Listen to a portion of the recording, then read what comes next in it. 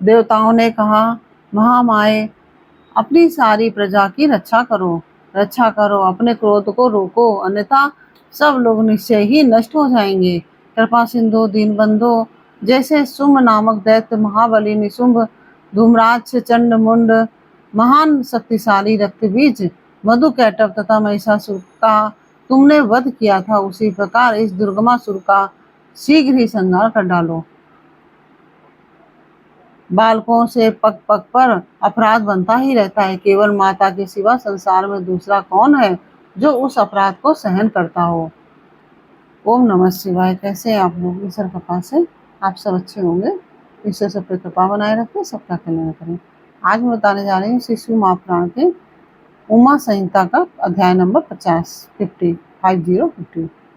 देवी द्वारा दुर्गमासुर का वध तथा उनके दुर्गा, शताक्षी, शाकंभरी और भ्रामरी आदि नाम पड़ने का कारण। ओम नमः शिवाय, ओम नमः शिवाय, हर हर बोले नमः शिवाय। गंगाधराय शिव गंगाधराय, हर हर बोले नमः शिवाय।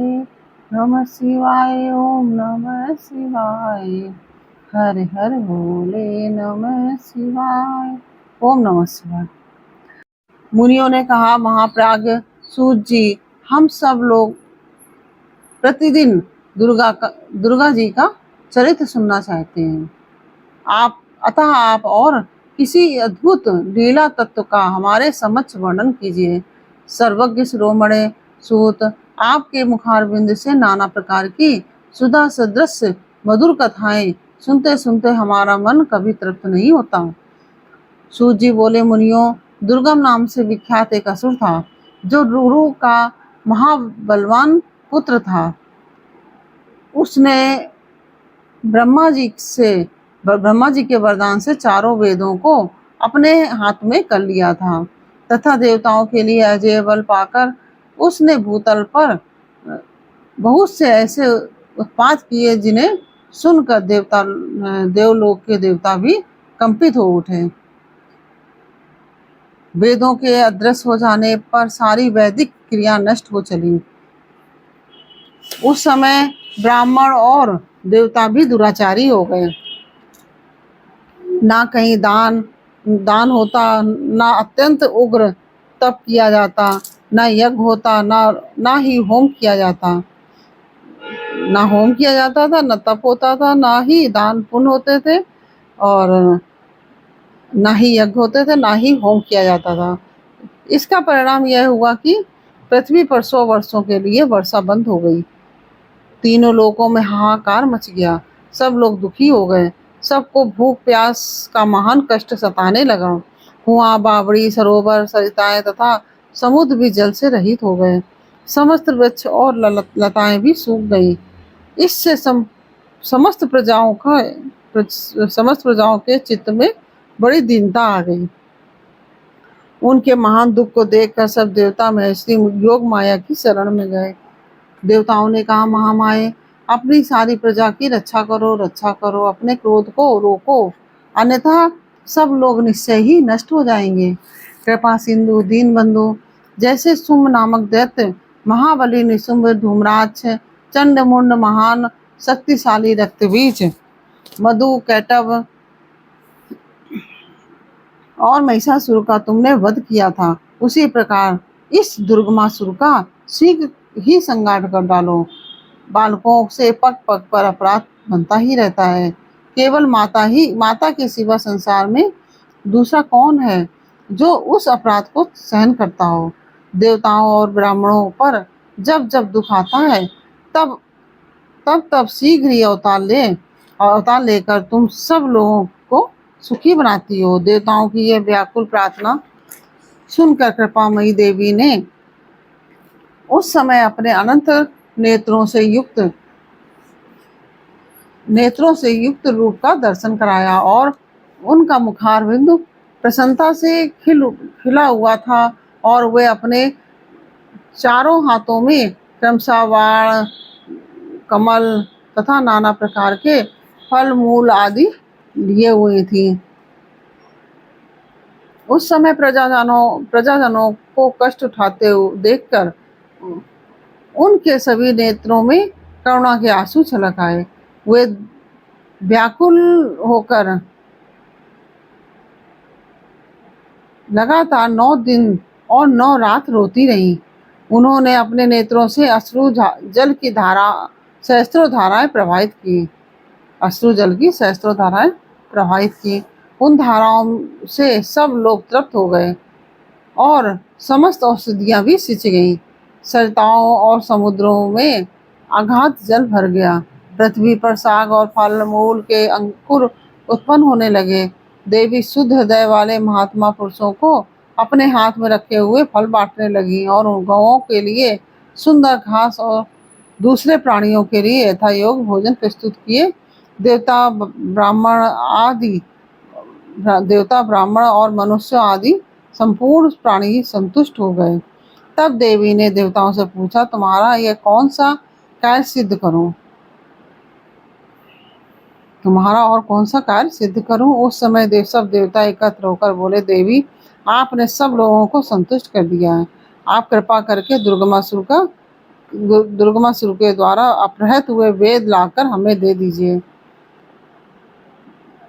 तब देवी ने तथास्तु कहकर कहा, देवताओं अपने घर को जाओ, मैं शीघ्र ही संपूर्ण वेद तुम्हें लाकर तुम्हें अर्पित करूंगी।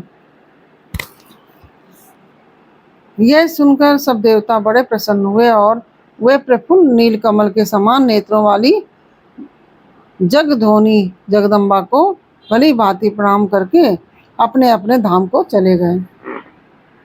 फिर तो स्वर्ग, अंतरिक्ष और पृथ्वी पर बड़ा भारी कोलाहल मच गया।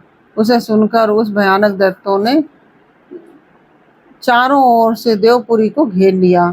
तब शिवा देवताओं की रक्षा के लिए चारों ओर से तेजोमय मंडल का निर्माण करके स्वयं उस घेरे में आ गई। फिर तो देवी और दैत्य दोनों में घोर युद्ध आरंभ हो गया। सम्रांगण में दोनों ओर से कवच को छिन्न भिन्न कर देने वाले तीखे बाणों की वर्षा होने लगी। इसी बीच में देवी के शरीर से सुंदर रूप वाली काली, तारा, छिन्नमस्ता, श्री विद्या, भुवनेश्वरी, भैरवी, बंगला, धूम्रा, श्रीमती, त्रिपुर सुंदरी और मातंगी, ये 10 महाविद्याएं अस्त्र शस्त्र लिए निकली। तत्पश्चात दिव्य मूर्ति वाली असंख्य मातृकाएं प्रकट हुई। उन सब ने अपने मस्तक पर चंद्रमा का मुकुट धारण कर रखा था और वे सब की सब विद्युत के समान दीप्तिमती दिखाई देती थी। इसके बाद उन मातृगणों के साथ दैत्यों का भयंकर युद्ध आरंभ हुआ। उन सब ने मिलकर उस रौरव अथवा दुर्गम दैत्य की 100 छोड़ी सेनाएं नष्ट कर दी। इसके बाद देवी ने त्रिशूल की धार से उस दुर्गम दैत्य को मार डाला। वह दैत्य जड़ से खोदे गए वृक्ष की भांति पृथ्वी पर गिर पड़ा। उस समय ईश्वरी ने उस समय दुर्गमासुर नामक दैत्य को मारकर चारों वेद वापस लेकर देवताओं को दे दिए। तब देवता बोले, अंबिके आपने हम लोगों के लिए असंख्य नेत्रों से युक्त रूप धारण कर लिया था, इसलिए मुनिजन आपको शताक्षी कहेंगे। अपने शरीर से उत्पन्न हुए शाकों द्वारा आपने समस्त लोगों का भरण पोषण किया, इसलिए शाकंभरी के नाम से आपकी ख्याति होगी। शिवे आपने दुर्गम नामक महादैत्य का वध किया है, इसलिए लोग आप कल्याणमयी भगवती को दुर्गा कहेंगे। योग निद्रे आपको नमस्कार है। महाबले आपको नमस्कार है। दया ज्ञानदायिनी आपको नमस्कार है। आप जगन माता को बारंबार नमस्कार है। तत्वमसि आदि महावाक्यों द्वारा जिन परमेश्वरी का ज्ञान होता है, उन अनंत कोटि ब्रह्मांडों का संचालन करने वाली भगवती दुर्गा को बारंबार नमस्कार है। माता आप तक मन, वाणी और शरीर की पहुंच होनी ठीक है। सूर्य, चंद्रमा और अग्नि ये तीनों आपके नेत्र हैं। हम आपके प्रभाव को नहीं जानते, इसलिए आपकी स्तुति करने में असमर्थ हैं। सुरेश्वरी माता शताक्षी को छोड़कर दूसरा कौन है जो हम जैसे अमरों पर दृष्टिपात करके ऐसी दया करे। देवी आपको सदा ऐसा ही यत्न करना चाहिए जिससे तीनों लोग निरंतर विघ्न बाधाओं से तिरस्कृत न हो। आप हमारे शत्रुओं का नाश करती रहें। देवी ने कहा, देवताओं जैसे बछड़ों को देखकर गौएं व्यग्र हो उतावली के साथ उनकी ओर दौड़ती हैं, उसी तरह मैं तुम सबको देखकर व्याकुल हो दौड़ी आती हूँ। तुम्हें ना देखने से मेरा एक क्षण भी युग के समान बीतता है। मैं तुम्हें अपने बच्चों के समान समझती हूँ और तुम्हारे लिए अपने प्राण भी दे सकती हूँ। तुम लोग मेरे प्रति भक्ति भाव से सुशोभित हो, अतः तुम्हें कोई भी चिंता नहीं करनी चाहिए। मैं तुम्हारी सारी आपत्तियों का निवारण करने के लिए सदैव उद्यत हूँ। जैसे पूर्व काल में तुम्हारी रक्षा के लिए मैंने दैत्यों को मारा था, उसी प्रकार आगे भी असुरों का संहार करूंगी। इसमें तुम्हें संशय नहीं करना चाहिए। यह मैं सत्य सत्य कहती हूँ। भविष्य में जब पुनः शुंभ और निशुंभ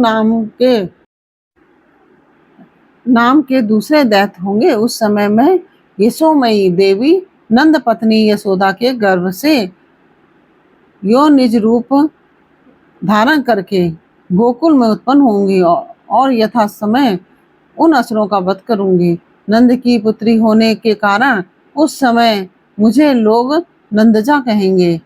जब मैं ब्रह्म का रूप धारण करके अरुण नामक असुर का वध करूंगी, तब संसार के मनुष्य मुझे भ्रामरी कहेंगे। फिर मैं भीम यानी भयंकर रूप धारण करके राक्षसों को खाने लगूंगी। उस समय मेरा नाम भीमा देवी नाम से प्रसिद्ध होगा।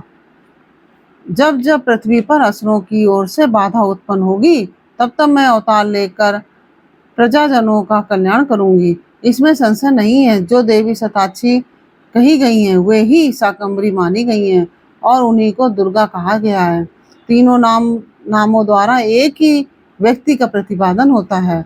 इस पृथ्वी पर महर्षि शताक्षी के समान दूसरा कोई दयालु देवता नहीं है, क्योंकि वे देवी समस्त प्रजाओं को संतप्त देख 9 दिनों तक रोती रह गई थी। इस प्रकार से यह अध्याय पूर्ण हुआ। यह अध्याय आपको कैसा लगा यह मुझे कमेंट बॉक्स में अवश्य बताइए। अच्छा लगा हो तो वीडियो को लाइक से अवश्य कीजिए और कमेंट में ओम नमः शिवाय अवश्य लिखिए। फिर मिलते हैं आपसे अगले अध्याय के साथ अगले वीडियो में। तब तक के लिए ओम नमः शिवाय। राधे राधे।